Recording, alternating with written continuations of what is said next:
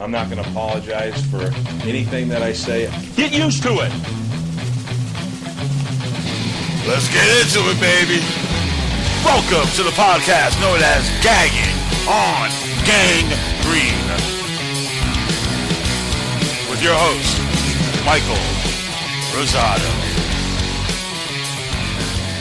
Ladies and gentlemen, boys and girls, welcome back to the podcast known as Gagging on Gangrene. I am indeed your host, Mike Rosado. And on this podcast, we talk about that Jets. And I know each and every last one of you by now better know the rest. And I'm here to tell you how livid I am at this football team right now. I'm sitting here trying to wonder why Mark Sanchez is injured. I'm sitting here trying to figure out why Geno Smith is 3 interceptions deep into his first official start, and I'm wondering why Rex Ryan, first of all, put Sanchez in that position, and then after the game starts whining like a battered teenager.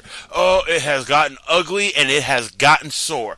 And this song keeps repeating itself year after year with the Jets. Every once in a while, we get a nice tune, but mostly it's just that same song. That one we've been hearing is like a bad pop song that gets stuck in your head, and you can't get it out, and you would drill a hole in the back of your head just to pour it out, just so you forget it. But it is what it is for the moment. And it seems each and every time I put my faith in this team, they do something to kick me in the groin and run away laughing when all I'm trying to do is love them. All I'm trying to do is love my team. I really am. There's a reason why this podcast is called Gagging on Gangrene. Because you know what? Sometimes the BS around the team gets so thick that I find it hard to breathe. But we're going to get into it. We're going to get into it hard. We're going to get into it deep. And we're not going to stop till we get to the bottom of each and every point I want to make today.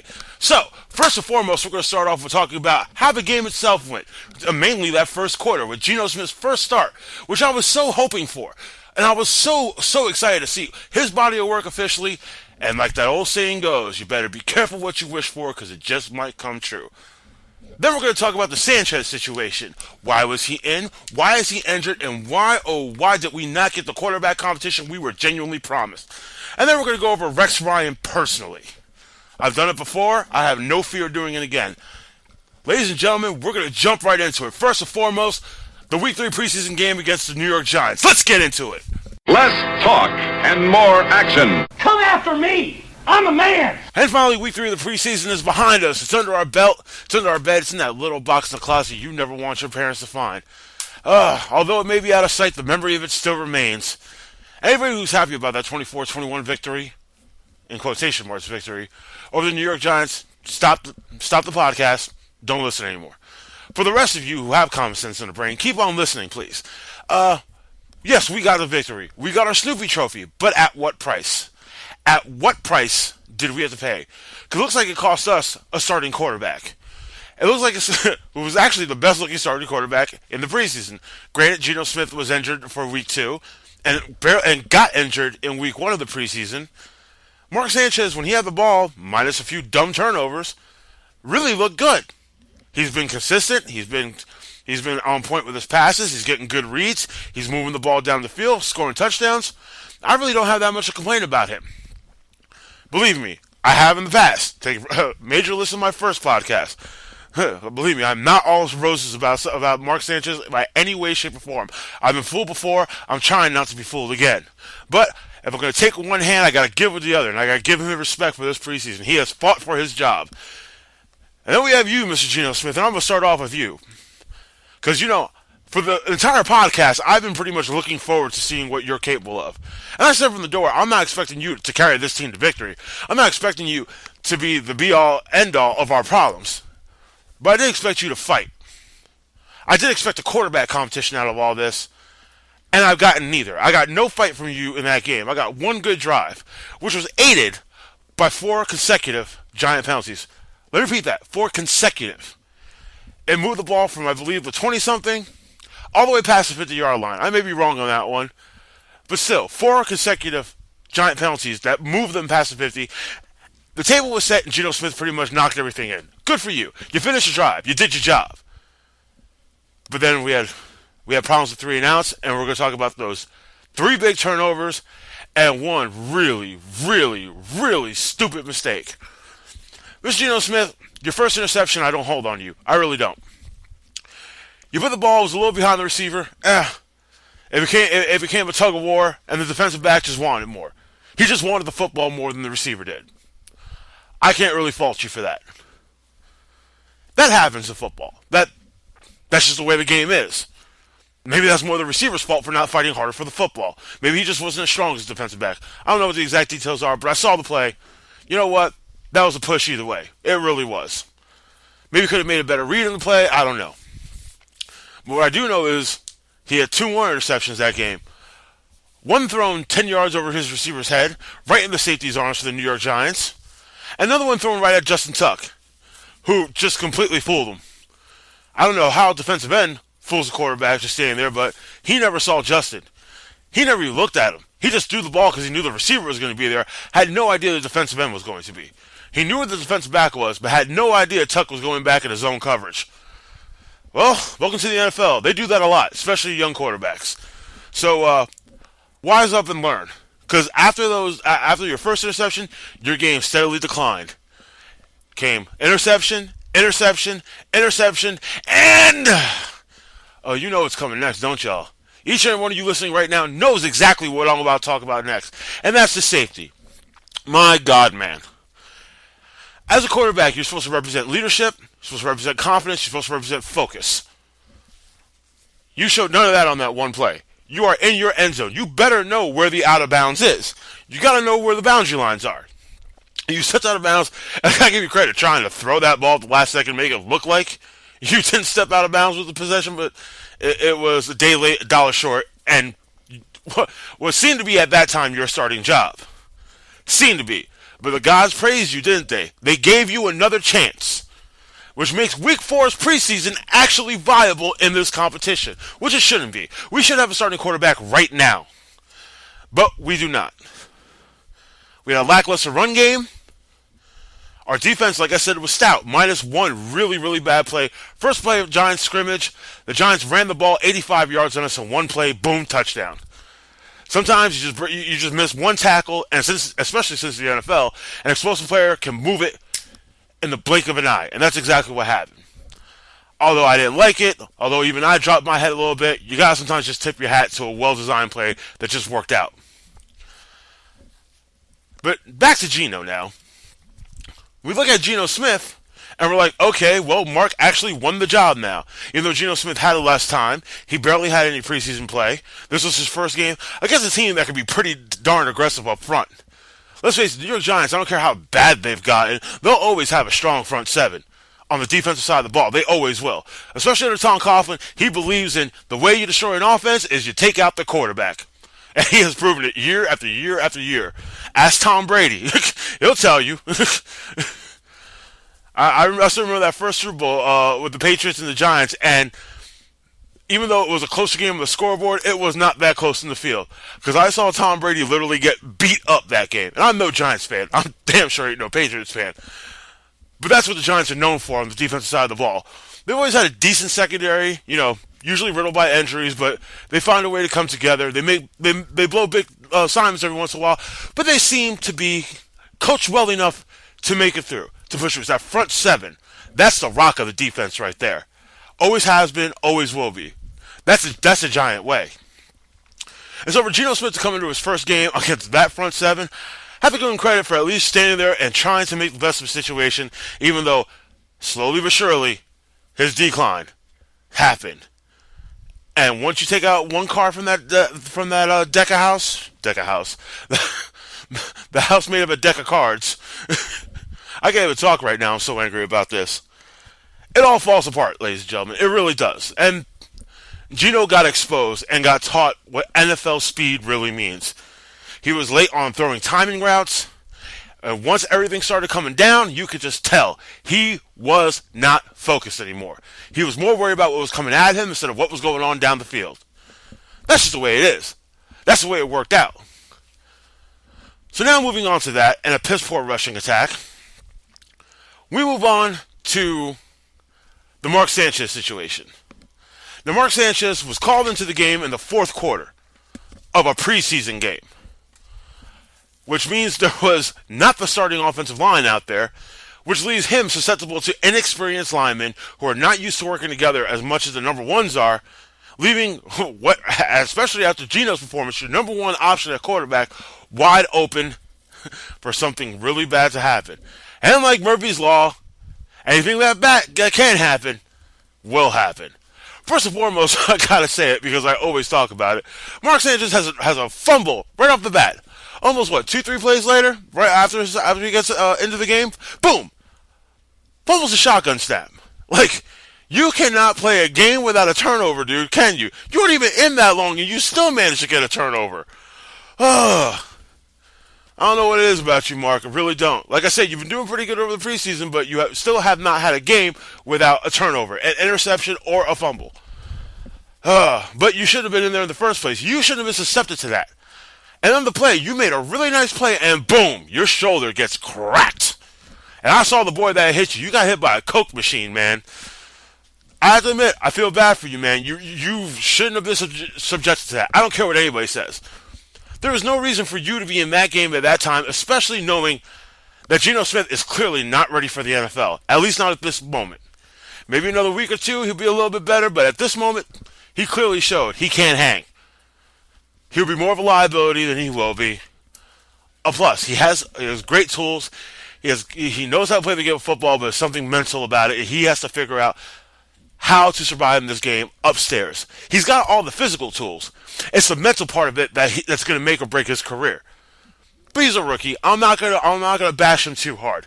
He got taught a lesson. He got taught a major NFL lesson.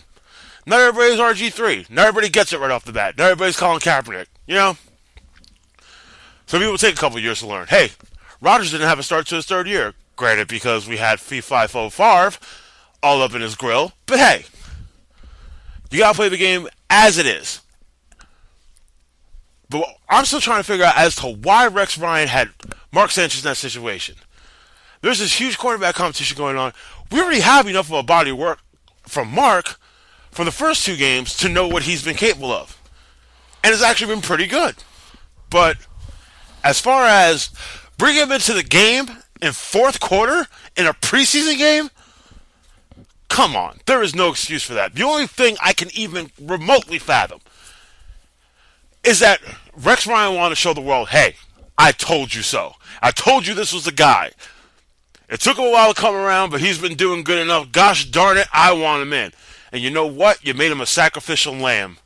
Now here we are, going into week 4 of the preseason, preparing for week 1 of the regular season, and yet still our quarterback competition is no closer now than it was at the beginning of training camp. No closer.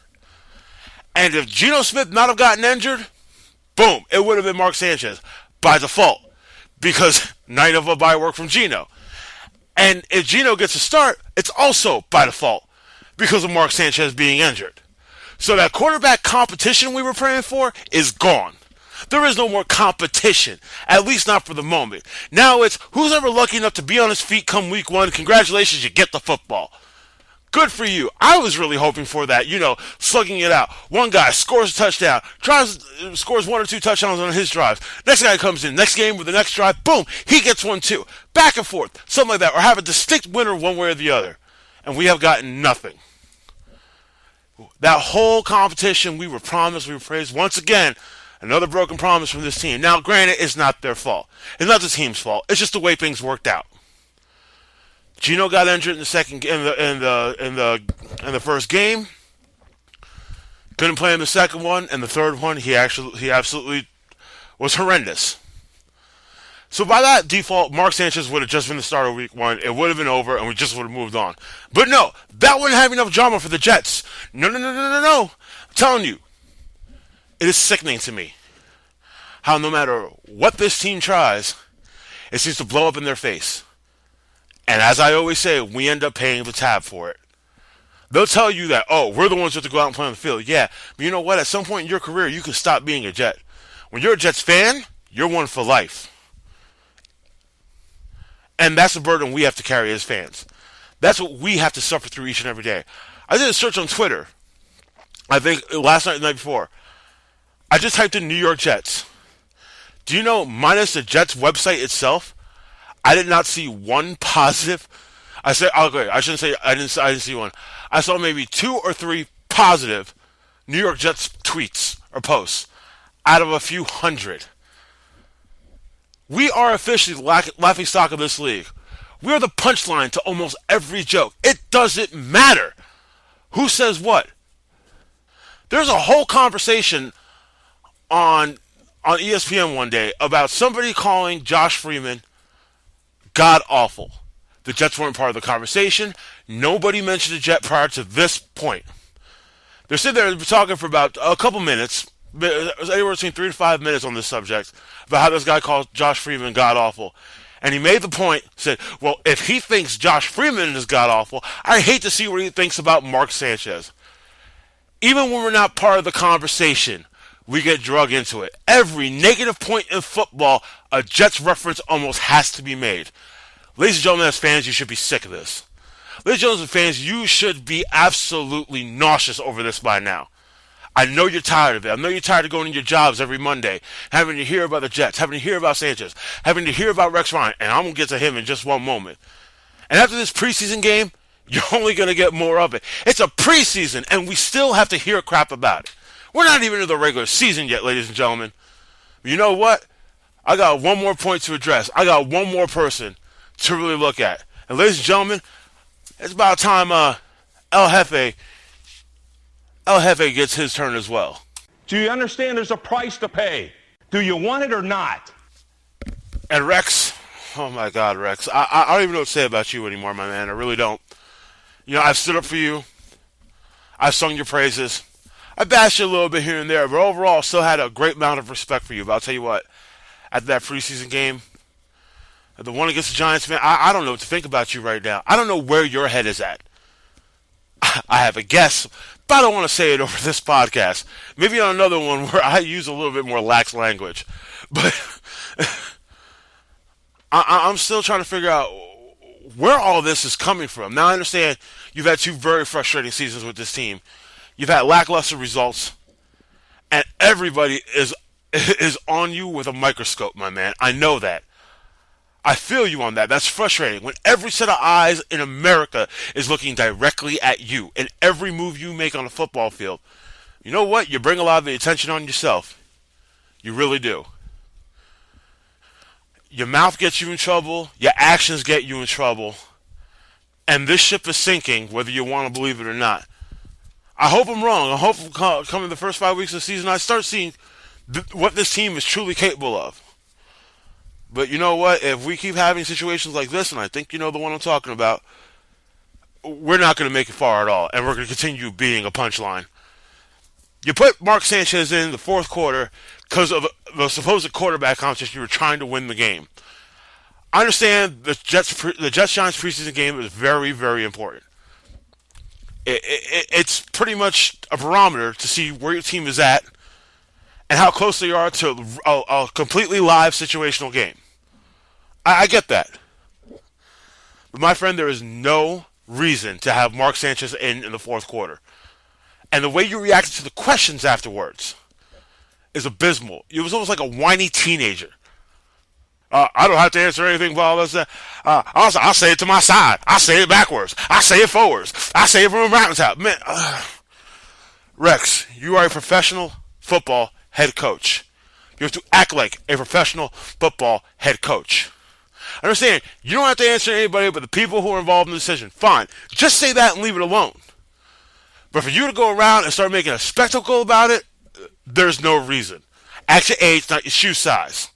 Okay, that's something my 2-year-old godson would do. Smarten up, my man. Every set of eyes in America is looking at you. Everything this team does ends up on ESPN. We are the most scrutinized team in the NFL. We don't even have to have the worst record, and we're still considered the worst team in the NFL. We can finish second in our division. We're still the worst team in the NFL. We got lucky. We got a couple lucky breaks. It's never out of talent. It's never that we're good enough. Or excuse me, I shouldn't say never. It's very rarely that we're good enough. But this dynasty that we were promised, this juggernaut of a team that you were supposed to be building, has become a joke. From dynasty to Dust Bowl is what we got. As a fan, like I've said it before, I know I'm repeating myself here. I'm just tired. And this is why I make this podcast, because I know there's other fans out there who feel this way too. We're just tired, and we're sore, and we're beat up. Because we get beat up by every other team in the league. We get beat up by every sportscaster. We get beat up by every newspaper. Every time this team does something bad, it ends up nationwide because of the media circus we are in. And it ain't got to be Tim Tebow making circus. New York was a circus long before Tebow's arrival and departure. Okay? It didn't need Tim Tebow. It just fed off it a little bit. Ain't no different from anybody else. This is New York, baby. And if you don't perform in the Big Apple, you know what? You get put on blast throughout the entire world. That's the way it is. Nobody's going to change it. Ain't nobody going to do nothing about it. If you shine, you out.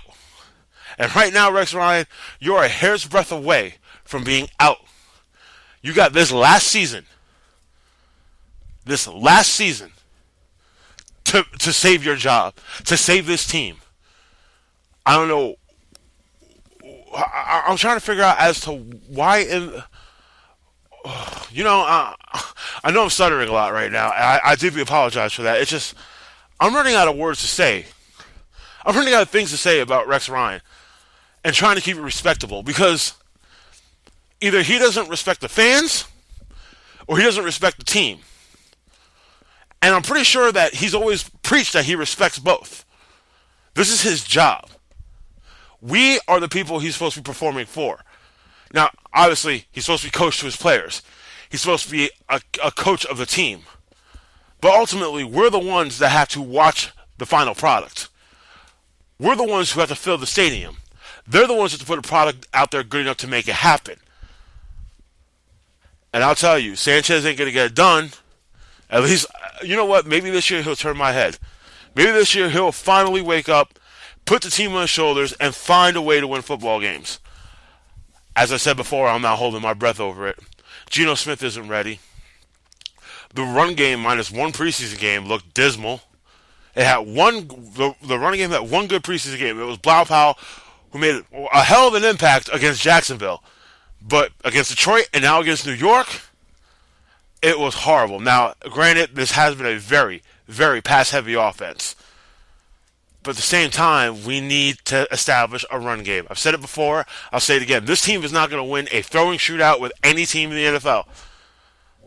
At least 28 of the 32 teams in the NFL will beat us in a throwing shootout. It will just be that way.